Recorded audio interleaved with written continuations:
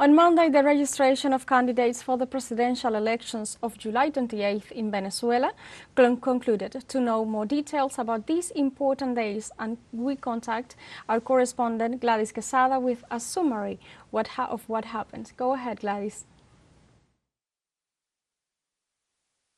Yes, thanks for the time and the contact hearing from the South, and also the opportunity to explain to our audience what has been going on in Venezuela in the political sphere, the political landscape in the last 24 hours. As we were saying, last night concluded the registration process for all the nominees by each one of the political forces in the nation, and in that occasion the registry was supposed to close at midnight on Tuesday, but after a long waiting and given that the organizations had until midnight to register their candidates, so the organization Fuerza Vecinal came here to the National Electoral Council and they registered their candidate. So after that moment, as midnight today, were 12 candidates to the elections. But this morning was known, and just last minute was known by the National Electoral Council in a press briefing,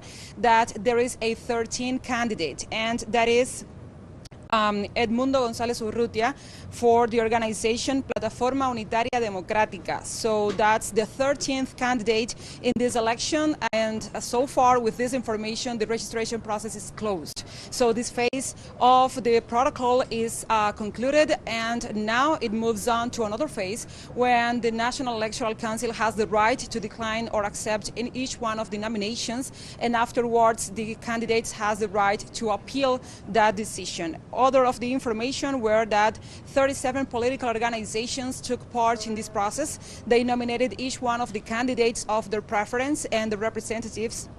And also, at the end, as we were saying, there were 13 political or candidates and representatives of these organizations. So this is what is going on. This is what happened. That's the information so far. And as the president of the National Electoral Council of Venezuela, Elvis Amoroso, was saying, all the parties that have been taking part in the process, they have been doing so without restrictions. So there are no limitations. There are no